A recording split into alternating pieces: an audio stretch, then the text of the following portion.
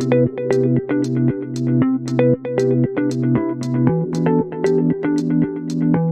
everyone, this is Sarah from Inner Summits. Today we're going to talk about somatic psychotherapy. This is an important topic because it will set the stage for a lot of the techniques and practices that we'll suggest on pathways to calm. So let's just jump in. Soma is a Greek word that means body. So somatic psychotherapy is a body-based approach to healing pain, trauma, and negative experiences or stress. It is not Reiki because Reiki works with energy levels. It is also not osteopathy or craniosacral therapy because those work with the physical structure of the body and manipulating the physical structure to create healing spaces.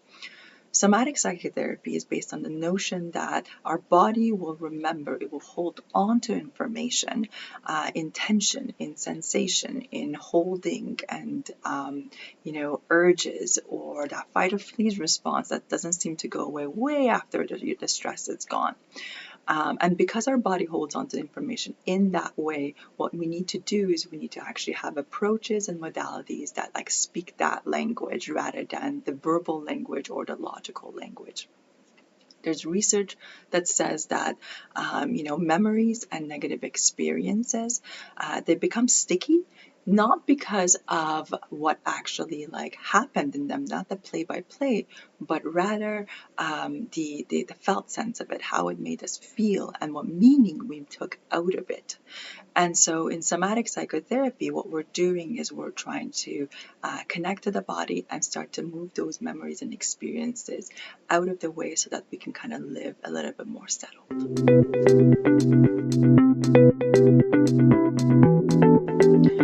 Okay, so I like to break down somatic psychotherapy into 4 categories. This is basically if you ask me, what is the point? What's the purpose of somatic psychotherapy? What does it do? Every answer I might have for you will fit into one or more of these categories. So let's dive in. Category number 1, somatic psychotherapy helps us build a bridge between the brain and the body. We live in a world where a lot of us kind of operate on a logical a lot of the tasks that we need to do and require us to use our logical brain, our cerebral brain, and we can become disconnected from our body and the messages and information that are kind of coming from here that tells us about our need and so forth. If we've experienced trauma or a lot of stress, in the same way, it's actually kind of can be really helpful to be in our thinking brain rather than feel our stuff. So the first category, the first purpose of somatic psychotherapy is about building a brain-body bridge. It's like having a telephone that goes back and forth where you can start to communicate. Some of the practices within that are somatic tracking, practices that involve embodiment, like living in your body, practices that help us kind of tolerate different sensations that can be difficult. So that is about building the bridge and building that communication pathway. The second category is about translation. So once we have the bridge and we can communicate back and forth, it can be very, very helpful to be able to translate information that we're getting from our nervous system so that we can actually kind of turn it into words or language in our upper brain, right? So for instance, it would be about getting a sense of okay, I feel this tension, I can track it, I can notice it. Okay, if this tension could tell me something about what I need, what would it be saying? So getting information and translating that information up and being able to use it and operate from that place of having kind of both logical information, but also body-based information.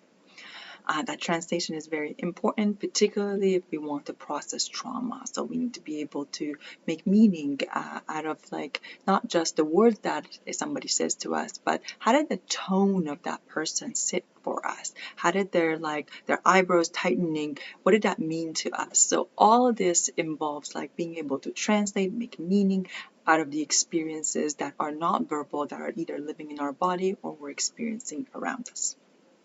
Category number 3. This is about resourcing, making us feel good. Because at the end of the day, that's the whole point of this, right? We want to be able to expand our window of tolerance and build resources that can regulate our hyper-aroused state, our fight or flight response. We want to calm it down. We want to build resources that can kind of activate our nervous system. We're in this shutdown mode, right? Ultimately, the point of this is to make us feel better. These also involve resources around emotional pain that is like kind of just sitting, like maybe that heaviness after a difficult contact or communication with someone that's just sitting in your heart, right? So it's about resourcing, it's about making it feel better. Last category is about releasing, processing, digesting, right? So once we're able to have this brain-body bridge and we can translate and we can kind of have a wide enough window of tolerance, we also want to be able to kind of like work through some of the experiences that have been stacked up over the years in our nervous system, right? And so that could look like, trying to help our body kind of be able to access the power that it lost in an experience, trying to kind of release or work through some of the sort of the sensations that are just keep bubbling up and keep coming in cycles, or trying to work through, emotional pain that has no particular memory or context, but it's just pain sitting in our body in nonverbal ways. So, to cap it all up, the first purpose is building a brain-body bridge. Another purpose is, translating. That's what it is. Translating. Another purpose is resourcing the body, and the last purpose is releasing.